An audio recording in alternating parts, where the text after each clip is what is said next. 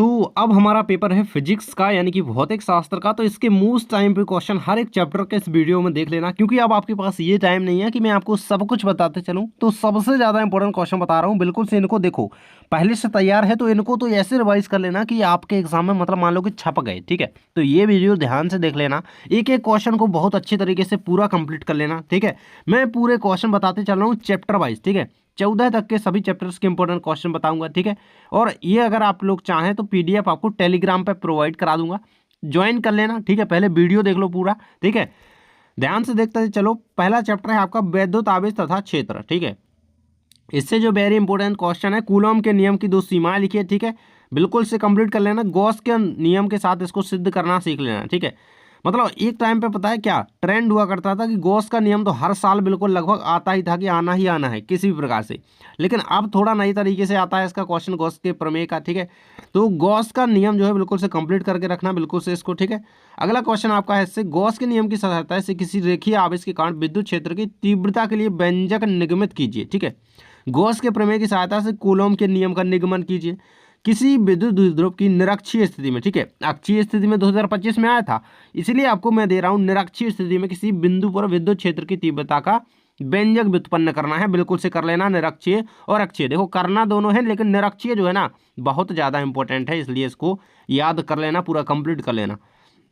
Second chapter से आपको क्या करना है भैया, समविभव पृष्ठ किसे कहते हैं, इसकी कोई दो विशेषताएं भैया, चार विशेषताएं करके जाना, ठीक है। 4 नंबर में भी क्वेश्चन आ सकता है, तो समविभव पृष्ठ की विशेषताएं लिख करके रख लो, 4 नंबर में आपके क्वेश्चन आता है।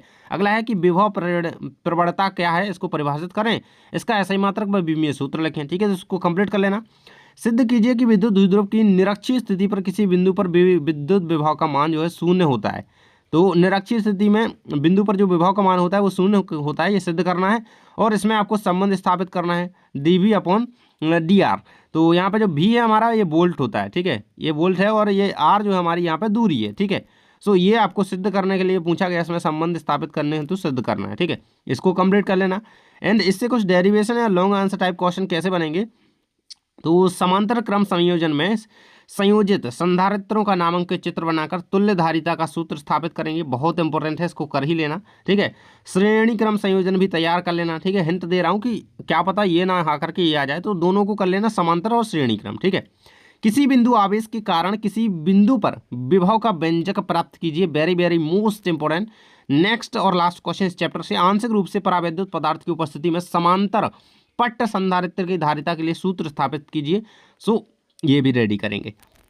नेक्स्ट क्वेश्चन धारा विद्युत से यानी कि करंट इलेक्ट्रिसिटी जो चैप्टर है उससे फर्स्ट क्वेश्चन ऐसे, धारा वितरण संबंधी किरचॉफ के नियमों को नामांकित चित्र से। भैया मैं कह रहा हूँ किरचॉफ के नियम से क्वेश्चन ना आए ऐसा कोई एग्जाम का पेपर बना ही नहीं फिजिक्स में, तो बिल्कुल से कर लेना यार, किरचॉफ के नियम है ना आने वाला है फिजिक्स में, किरचॉफ का नियम ना आए ऐसा पेपर नहीं बनेगा। अगला है किसी सेल के विद्युत वाहक बल टर्मिनल विभवांतर और आंतरिक प्रतिरोध में संबंध स्थापित कीजिए। बिल्कुल से ईएमएफ और टर्मिनल विभवांतर हो गया, आंतरिक प्रतिरोध, इनमें संबंध आप स्थापित करना बिल्कुल से सीख लेंगे, ये बहुत इंपॉर्टेंट है। अगला चैप्टर अगले क्वेश्चन के साथ भैया, गतिमान आवेश और चुंबकत्व से आपको संट किसे कहते हैं इसका सिद्धांत समझाइए, ठीक है, बहुत इंपॉर्टेंट संट। अगला है एम्पियर का परिपथीय नियम लिखिए, ठीक है। नियम लिखने को अगला आए अलग से तो 2 नंबर में आता है, पूरा आए तो ये 4 नंबर में भी बन सकता है, बड़ा क्वेश्चन, ठीक है। अगला कहा जाता है कि 2 समांतर धारावाही चालकों के बीच लगने वाले बल के लिए व्यंजक व्युत्पन्न कीजिए। यह कब आकर्षण बल होगा और कब प्रतिकर्षण बल होगा, इसको भी आपको समझाना है, ठीक है। तो 2 जो धारावाही चालक होते हैं उनके बीच लगने वाला जो बल होता है उसको आपको व्यंजक रूप में व्युत्पन्न करके समझाना है। नेक्स्ट क्वेश्चन जो इससे इतना ज़्यादा हाईलाइटेड है कि बहुत ज़्यादा इंपॉर्टेंट है, मैं कहूँ कि इसको 10 स्टार दे दो। बायो सेवर्ट के नियम की सहायता से एक लंबे सीधे धारावाही चालक के कारण किसी बिंदु पर उत्पन्न चुंबकीय क्षेत्र की तीव्रता का व्यंजक, very very most important. Next कह रहा है भाई चुंबकत्व एवं द्रव्य, चैप्टर नंबर 5। इससे करना क्या है, तो किसी पदार्थ के चुंबकन की जो क्षमता होती है उसको परिभाषित कीजिए और इसका एसआई मात्रक और लिखना है। अगला है चुंबकत्व संबंधी गॉस का नियम, बहुत इंपॉर्टेंट है, 1 नंबर या 2 नंबर में ये क्वेश्चन बन सकता है, ठीक है।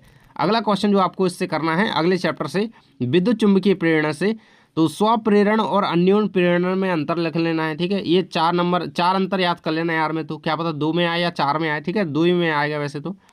अगला है लेंज का नियम लिखिए और इसकी सहायता से समझाइए कि ऊर्जा संरक्षण के सिद्धांत से कैसे यह अनुकूल है, ठीक है। लेंज का नियम 1 नंबर में अलग तरीके से आ सकता है, 2 नंबर में आया है कई बार, ठीक है, कर लेना। डेरिवेशन जो इस चैप्टर से हो सकते हैं, तो धारावाही प्रेरक कुंडली में संचित ऊर्जा के लिए व्यंजक प्राप्त कीजिए, ठीक है, ऊर्जा आपको दी गई है। और एक समान चुंबकीय क्षेत्र में गतिमान सीधे चालक के सिरों के प्रेरित विद्युत वाहक बल के लिए व्यंजक स्थापित करना है आपको, ठीक है, तो ये कंप्लीट कर लेना। अगला क्वेश्चन है चैप्टर नंबर 7 से, जो कि प्रत्यावर्ती धारा, ऊंचाई और अपचाई ट्रांसफार्मर में दो अंतर, भाई 4 याद करके जाना, मैं यही हमेशा कहूंगा, ठीक है, अंतर 2 एक्स्ट्रा लिख कर ही आए।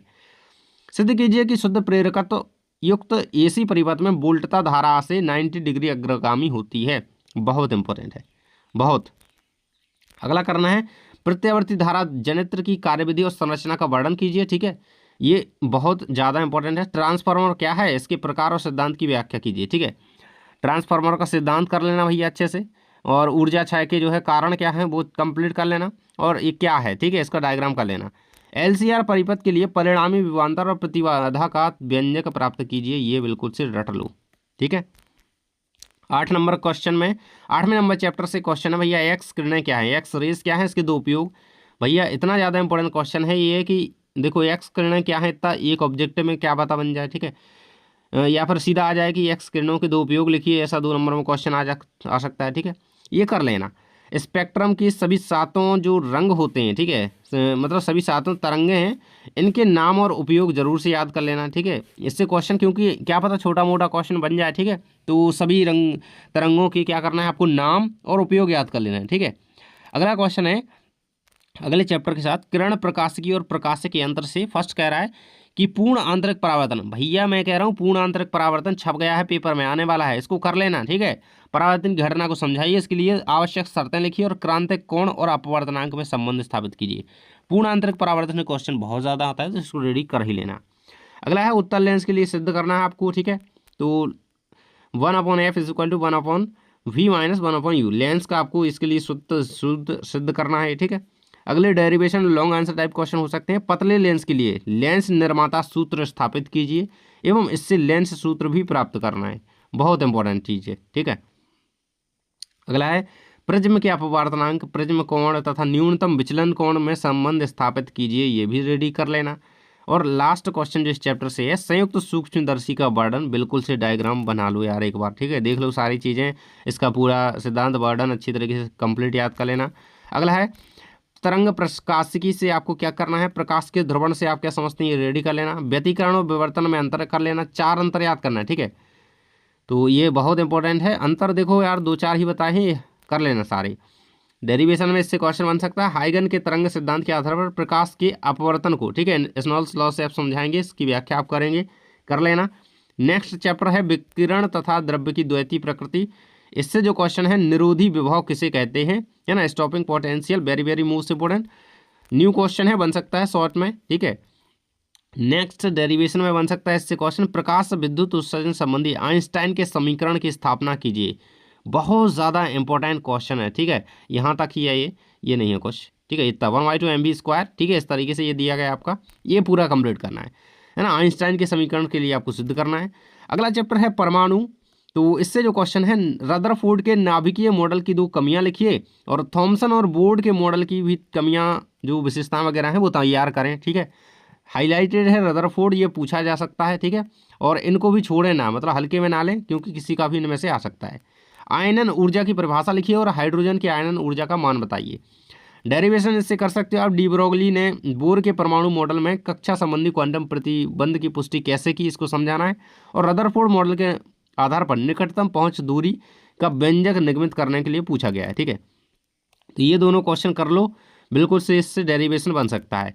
अगला चैप्टर आपका है 13 नंबर, नाभिक, न्यूक्लियर, ठीक है, नाभिक से न्यूक्लियाई से आपको करना क्या है कि समस्थानिक किसे कहते हैं, हाइड्रोजन के 2 समस्थानिकों के नाम लिखिए, ठीक है, संभारक भी तैयार कर लें साथ में। समस्थानिक और संभारक में अंतर पहले आया करता था बहुत ज़्यादा, मतलब हर साल लगभग कह लो कि 2 नंबर में क्वेश्चन आता था, समस्थानिक संभारक में अंतर लिखिए, तो रेडी कर लेना इनको, ठीक है, अंतर तो कर ही लेना, साथ में समस्थानिक किसे कहते हैं और संभारक किसे कहते हैं, हाइड्रोजन के कितने समस्थानिक होते हैं, ये भी क्वेश्चन आता है, ठीक है, तो उनके 2 समस्थानिकों के नाम पूछे गए स्पेसिफिकली यहाँ पे, लेकिन आपको पूरे रेडी कर लेना है, ठीक है, तीनों। अगला है प्रति न्यूक्लियन बंधन ऊर्जा किसे कहते हैं, इसके आधार पर बताइए कि सबसे स्थायी नाभिक कौन सा है, ठीक है, बहुत है, बंधन ऊर्जा जो है इंपॉर्टेंट है, ठीक है। अगला है नाभिकीय संलयन क्या है, ठीक है, नाभिकीय संलयन और नाभिकीय विखंडन, ये दोनों चीज़ें इंपॉर्टेंट है भैया, फ्यूजन और फिशन दोनों भी इंपॉर्टेंट है, तो दोनों करना है, ठीक है, संलयन और विखंडन दोनों। लास्ट चैप्टर भैया है अर्धचालक इलेक्ट्रॉनिटी। इससे करना क्या है, विभव प्राचीर तथा अवक्षय परत को परिभाषित कीजिए, एन प्रकार और पी प्रकार के अर्धचालकों में अंतर लिखिए, ठीक है, और संधि डायोड रेडी कर लेना इससे, ठीक है, पी एन संधि डायोड बहुत इंपॉर्टेंट है इस चैप्टर से। ये दिया गया देखो, चित्र से समझाना है इसको, ठीक है, बहुत इंपॉर्टेंट है। दिष्टकरण किसे कहते हैं, ये शॉर्ट में बन सकता है क्वेश्चन, ठीक है, ये क्या 2 नंबर में, ठीक है, इसको रेडी कर लेना। तो इस प्रकार से सारे चैप्टर के जो ये टॉप क्वेश्चंस मैंने बताए हैं, इनको ज़्यादा से ज़्यादा प्रैक्टिस करो, इन्हें इतना ज़्यादा रगड़ डालो कि ये आप पे आ जाए तो बिल्कुल छूटे ना इनमें से किसी भी, ठीक है। तो ये क्वेश्चन पूरे रेडी कर लो, और ऑब्जेक्टिव के लिए अलग से बिल्कुल मैं कह रहा हूँ, पूरे जो पिछले सालों के पेपर हैं जो नए बनने के चांस हैं उनका पूरा एनालिसिस करके मैं ऑब्जेक्टिव ला रहा हूँ। सो वीडियो देख लेना, क्या पता वीडियो डल चुका हो तो चेक कर लेना, ठीक है। मिलते हैं नेक्स्ट वीडियो में, ये क्वेश्चन सारे रेडी करके जाओ।